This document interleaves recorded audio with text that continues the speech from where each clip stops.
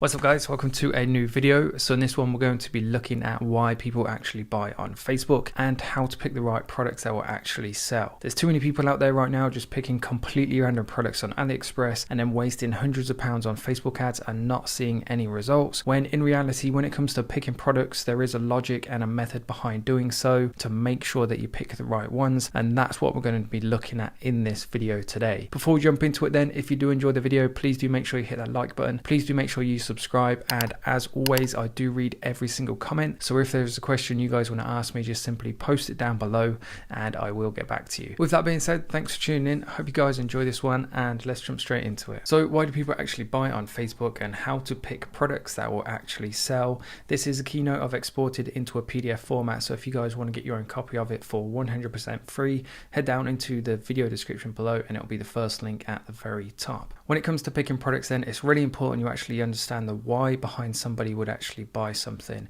Instead of just picking products at random and going through product after product, trial after error, wasting hundreds of pounds and time, if you understand the why behind why somebody would actually buy something, then it puts you at an extreme advantage for two main reasons. Number one is when it comes to product research.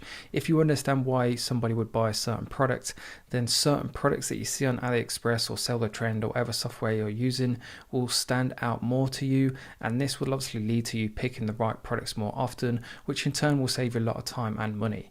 The second main reason is when it comes to marketing. Again, if you understand why somebody would buy a certain product, then your ads are going to be more successful, more profitable, and again that will turn into saving you time and saving you money. To give you an example of this then, if we just take a random product of say a backseat cover for a dog owner, they don't buy that product because it's a nice product and it looks good. They buy it for a certain reason, and that certain reason is it's going to save them money and it's going to save their back seats getting destroyed. There's a specific reason why somebody would buy that product, and when you know that reason, then you can take that into account when creating your ad creative. So you wouldn't just have a single image of a backseat car cover. The most effective way to market products like that would be showing a really wet and muddy dog jumping into the back of somebody's car, but their seats being adequately protected by that product, and it just clearly kind of sells the product a lot more effectively. And that's because you understand the benefit of that product and why somebody would actually buy it. And once you understand the why then, and you become more effective at picking the right products and more effective when it comes to marketing, then obviously overall this leads to long-term success. The next point to consider as well when you're picking your products is to think why somebody would take notice of your product, and ultimately this comes down to connection. The connection your product has with its audience is one of the most important things, if not the most important things, that you can consider and take into account.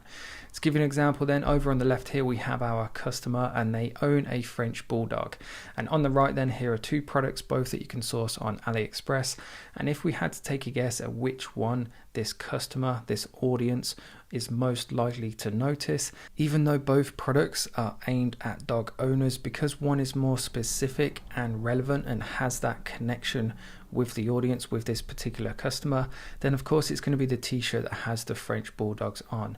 The product on the right has thousands of orders on AliExpress. It's not a bad product. It's a requirement pretty much for every dog owner. They need dog leads. However, when it comes to advertising on social media, then you're not just competing against other products like you would do on say Amazon or eBay, but you're competing for your customers, your audience's attention, because obviously when somebody's on Facebook, it's not just going to be your post that they see. They're going to see posts from the pages they follow, the meme pages, posts from their friends, etc. So this is why it's really important, especially so much on Facebook, that you pick products that are really specific to a certain niche, to a certain audience. Something else you must consider when picking products is you have to ask yourself whether the product that you're going to pick would be considered an impulse buy. What an impulse buy is a purchase that somebody doesn't plan to make, and the reason it's important that your products fall into this category is because people don't go onto Facebook to look for things to buy. They go into Facebook to socialize. So when they see a product that they have to buy, they're not necessarily in that buying mood. So unless it falls into that category of an impulse buy, the chances are your customer aren't going to buy it. For example, if you try and drop ship say furniture or sofas on Facebook, people don't tend to impulse buy buy those products, they don't tend to come across a sofa one day randomly and then just buy it there and then. They tend to kind of give it some thought, maybe look at a few different shops, etc. Whereas if you sell a product that's much cheaper than this, say £30-40, and they really like the look of it, they're much more likely to buy that product there and then as soon as they see it, versus something that's really expensive. And this is actually one of the first categories that I would use to determine whether you could consider something an impulse buy. So obviously the cheaper the better, the less money somebody has to spend, the more likely they are to spend it. But don't go too cheap. Obviously you still need to make a profit, so make sure you keep at least £15 room for your Facebook cost per acquisition. Example, if a product costs you £5 delivered to your customer, make sure you can retail it for at least £20, so at least that £15 of room for your Facebook marketing cost.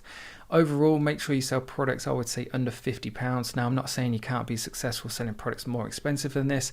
However, the more expensive you go, the lower your conversion rate is going to be, the more money you'll have to spend on making your store look professional. You'll probably have to spend a little bit more money on retargeting ads as well. So if you do just want to go for those cheap products that people buy there and then just make sure you stick to the criteria you see on the screens now. The next category is connection, which I've already briefly touched on. So obviously the stronger the better, the more specific it is to your audience, the more likely they are to notice it and therefore buy it.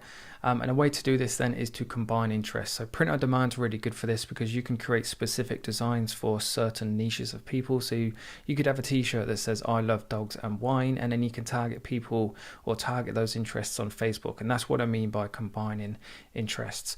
What is also true is that the stronger connection your audience has with your product, then the more expensive you can sell it for, basically. To give you an example of why this is true then, if we have two customers, one owns a dog, the other doesn't, and you try and sell a dog lead to both of those people, the person who owns a dog is obviously much more likely to buy that product because they have a connection to it. The third category is scarcity. So if you have a really strong offer, for example, you're offering a really big discount or there's limited stock of your product, then by using scarcity, you can increase the chances of somebody buying it there and there for that fear of missing out on the offer or the fact that the products could go out of stock.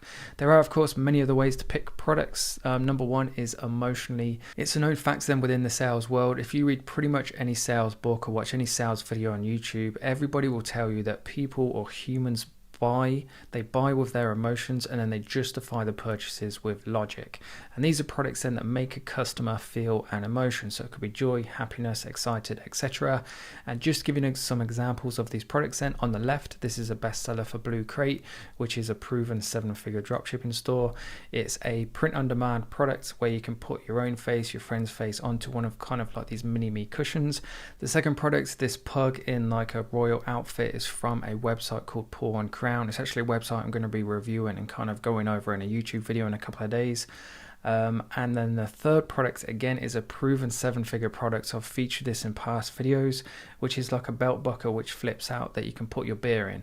Now obviously all three of these products will probably put in front of the right audience, would make them smile, make them think of their friends, tag their friends. So these are all great examples then of emotional products. The second type of products which you can sell on Facebook that are also really effective are problem solving products. And the bigger the problem you solve for somebody, then the more people will want it. To give you some examples then of problem solving products. Now these aren't just random products, these are all products which are featured in past videos or I'll be talking about in the future, which have proven sales records. We have phone holders for a bike, so when people are obviously out cycling, exercising, especially this time of year, especially since we're coming into cycling season now, then a big problem for cyclists is what they do with their phone. So buying a product like this is obviously just perfect for them. Second thing as well is this LED like mobility walking stick. It also has a grabber on the end, which is just perfect for elderly people who can't get around as well unassisted.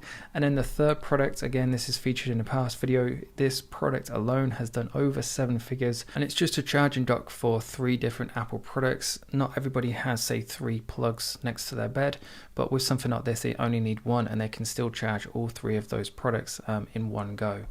Moving on to the third and final one, which I'm going to cover in this video. There are many more. Perhaps I'll expand on this in the future in a part 2. I'm not quite sure yet. Depends if you guys enjoy this video or not. If you are enjoying this video, please do make sure you let me know by hitting that like button or leave some sort of comment down below.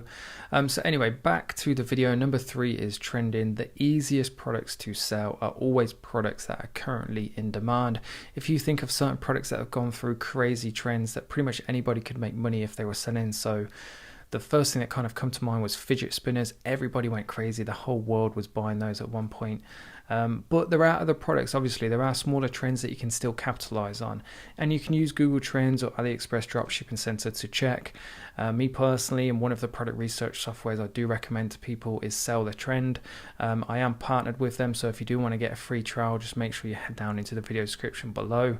But to give you an example then of a couple of different products on the left here using Google Trends, I've put exercise bands into the search term, and we can see that it is on a crazy spike in popularity, obviously due to the current lockdown. And then to the right is a screenshot from the AliExpress Dropshipping Center product analysis. This is it's quite small. In fact, I should have made that bigger, but they're basically bands that you put around like your thighs when you're doing certain movements like squats or hip thrusts, just to help with the development of your quads or your hamstrings. And these have been doing really well recently as well. With that being said then, guys, I think that pretty much just wraps up the video. So thank you very much for watching. Please don't forget to comment, like, and subscribe.